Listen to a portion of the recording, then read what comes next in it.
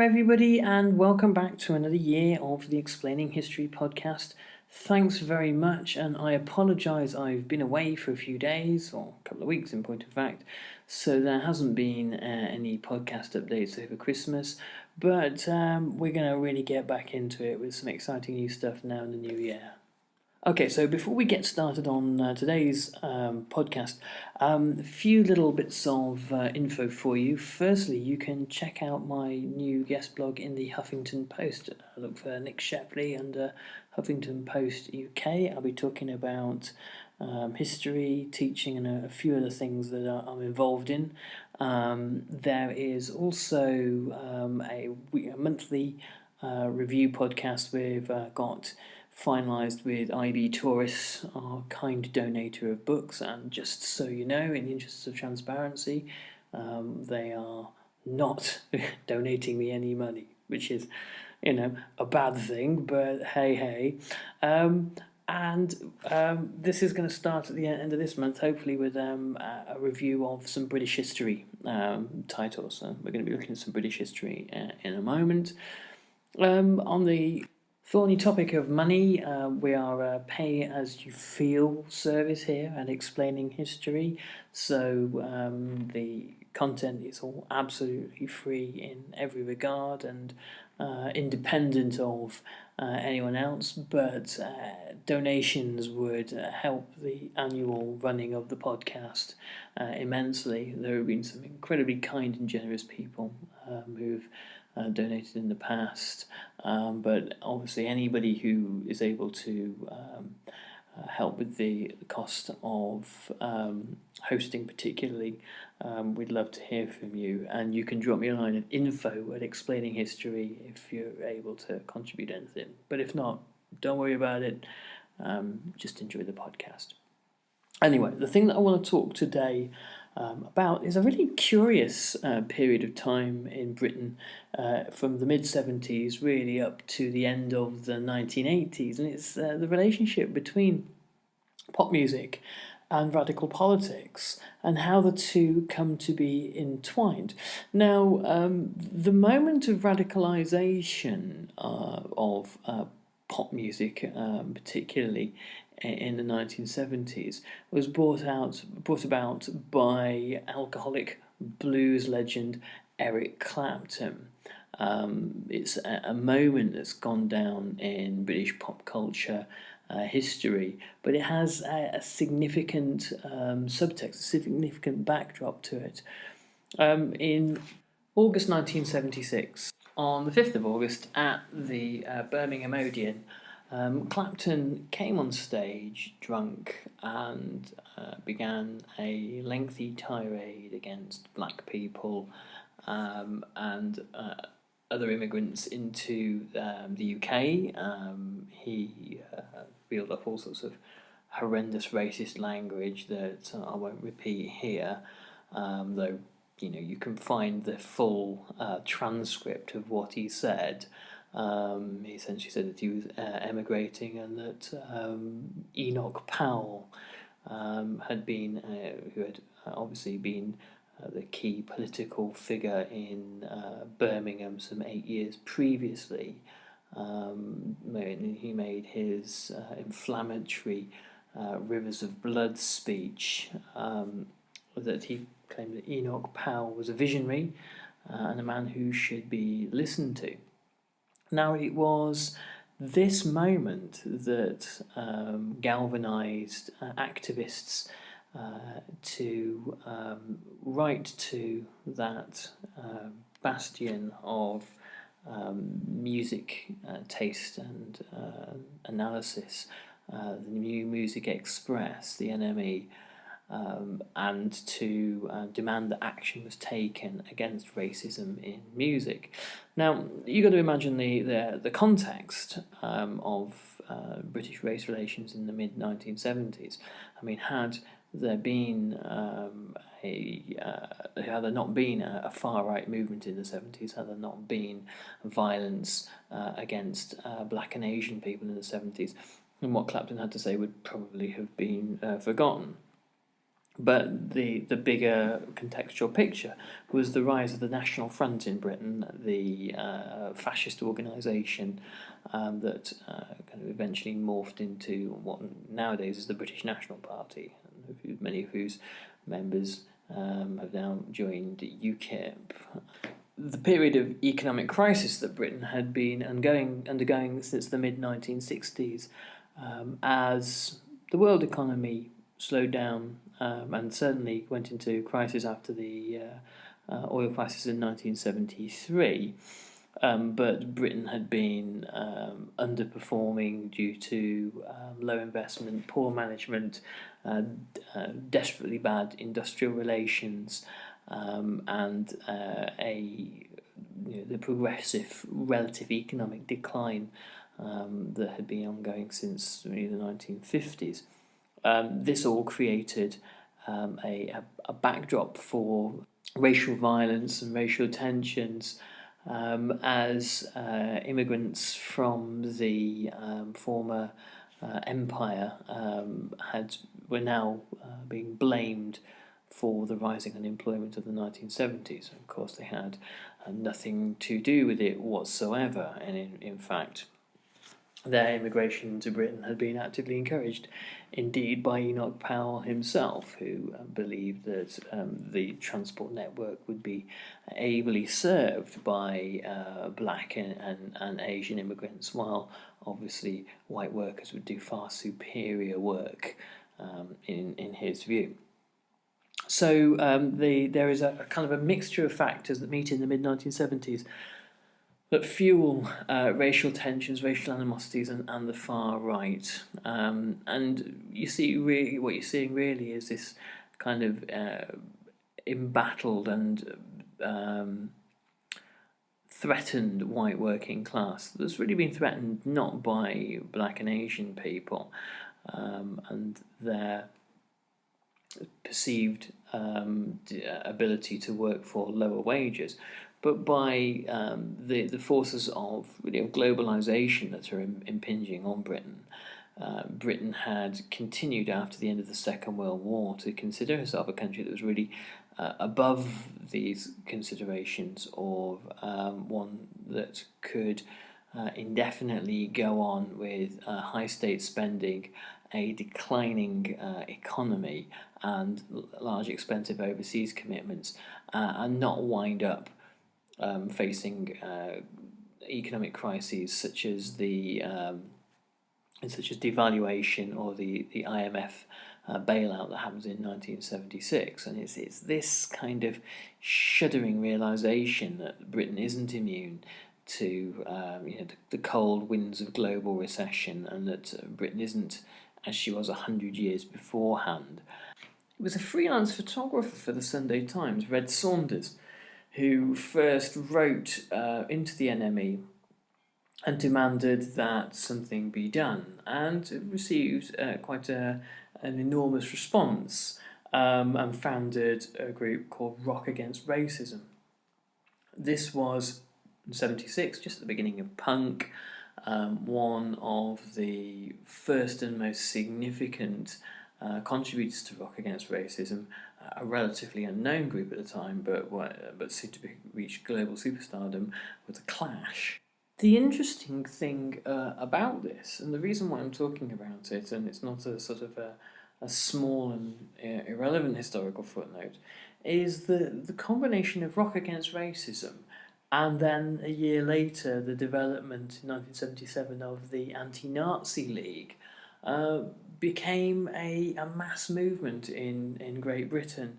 In 1978, 80,000 people met at Trafalgar Square, for example, to protest against the rise of the far right.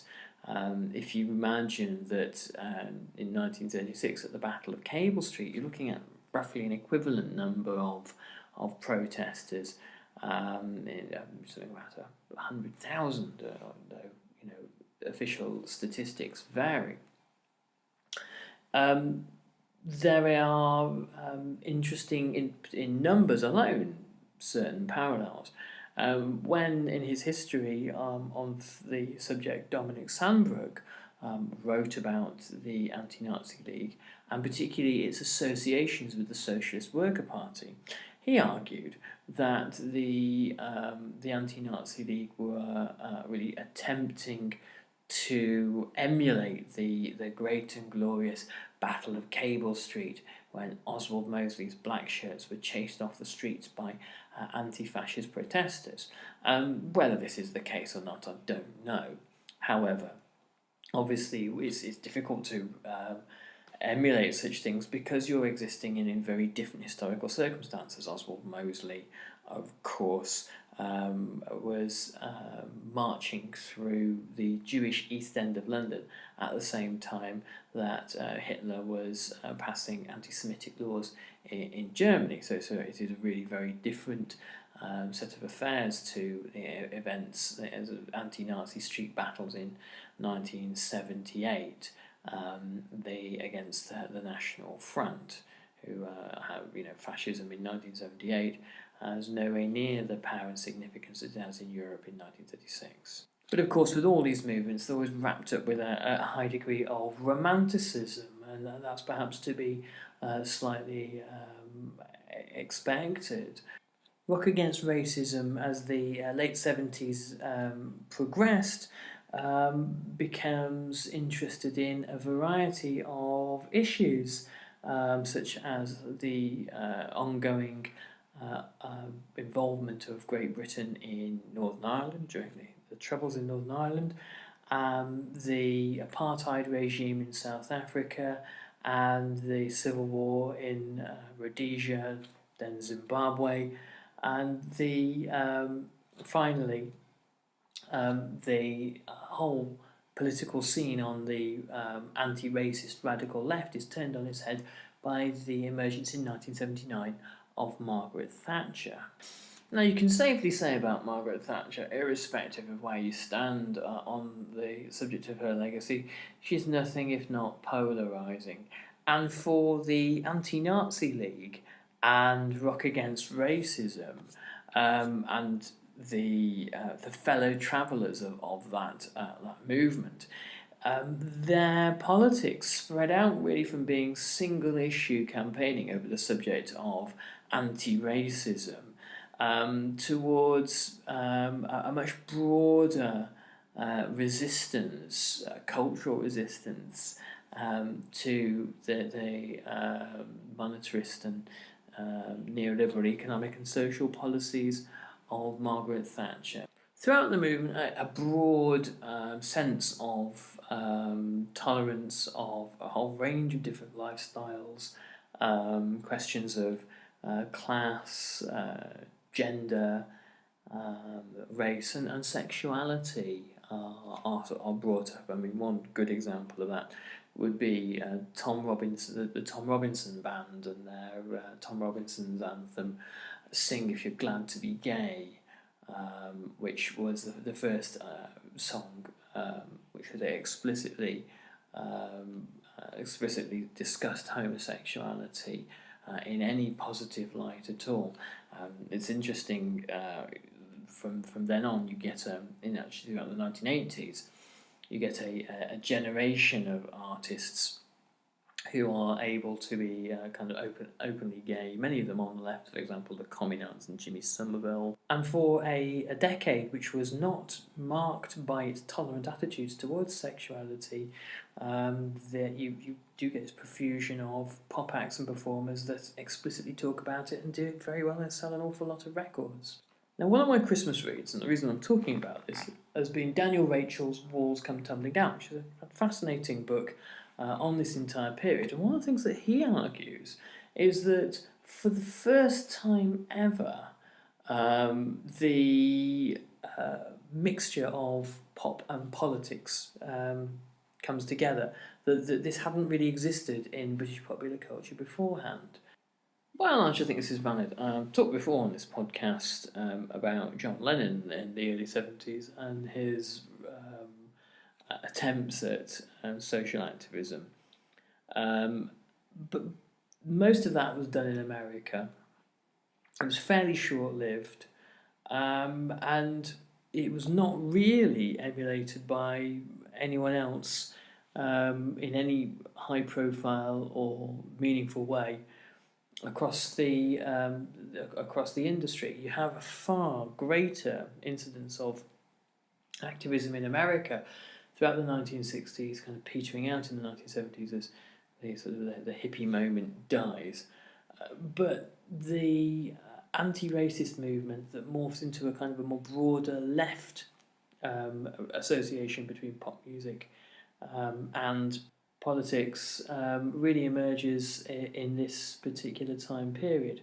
Now, one thing to talk about when we're talking about pop and politics in the 1980s is obviously Live Aid. Live Aid presented itself, I suppose, really as a kind of a largely non-partisan event. You have, for example, prominent Tories such as Phil Collins and, of course, Queen appearing at the event. So it was hardly a kind of a meeting of the radical left. But there was, obviously from Bob Geldof, implicit criticism of Margaret Thatcher and of the policies of the Thatcher government towards Africa, the Third World, and aid. The extent to which really the audience was in any way politicised is highly doubtful. I mean, as with many of these things, people go along to see a good show, and the global, the sort of the sensation of the sensationalism of having a kind of a global event of this nature. And the use of satellite technology to link up events in America and Great Britain was obviously very novel.